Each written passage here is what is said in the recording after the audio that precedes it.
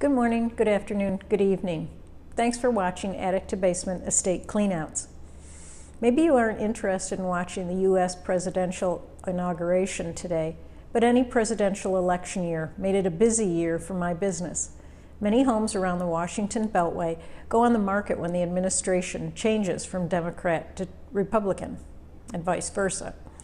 People who worked at the pleasure of the president are now going back to the state they had come from 8 years ago because their position in government will be filled by a Republican now.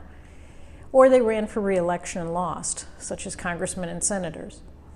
Their houses are on the market in the D.C. area, and I sometimes got calls from realtors who needed help getting the house ready to put on the market. They needed to get rid of the clutter, clean out the garage and attics and basements before showing the house to prospective buyers.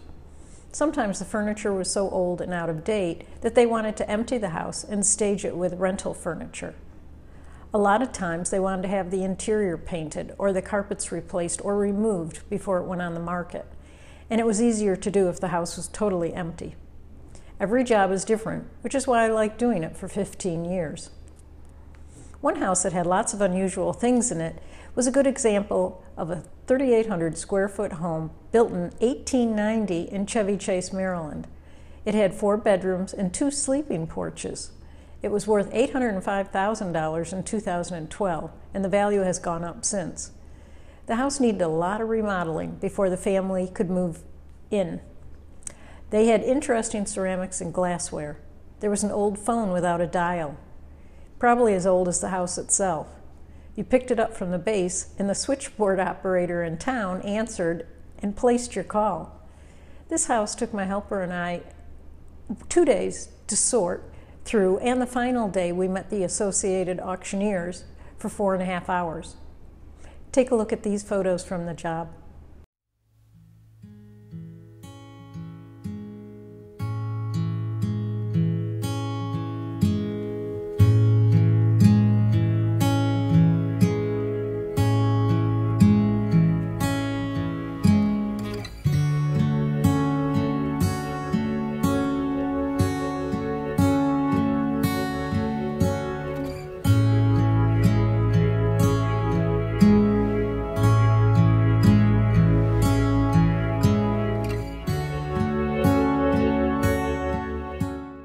The next house was in Rockville, Maryland.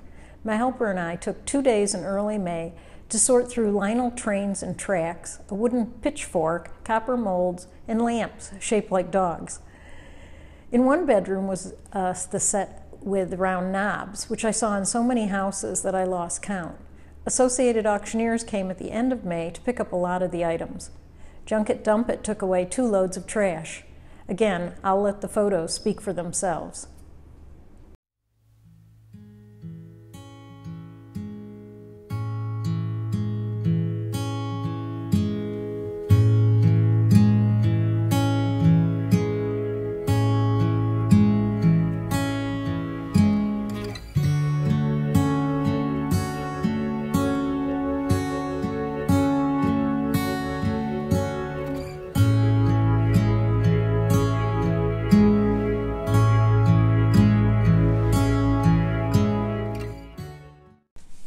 Now let's take a look at an apartment in a senior building on Connecticut Avenue in Kensington, Maryland. It was on the 5th floor of the building. This job took 4 days to empty, plus I made a trip to the daughter's house to deliver a desk. We also took books and record albums to a company in Rockville that bought what they could resell and donated the rest to charity. This apartment had more barrister bookcases with glass doors than I had seen in one home before. There was lots of original art. I believe one you will see is by Johnny Friedlaender, who was a Polish artist who died in 1992. His preferred medium is aquatint, which is a technically difficult process of which he was a pioneer. I learned something new at every house because I need to research, among other things, signed art to find out if it should go to auction or charity. I like the wooden side chairs with the leaf cutouts on the back, and I understood that the simple silver pin by Jensen was very valuable. Look on eBay and you will see that the cheapest of his pins are selling for $300 and up.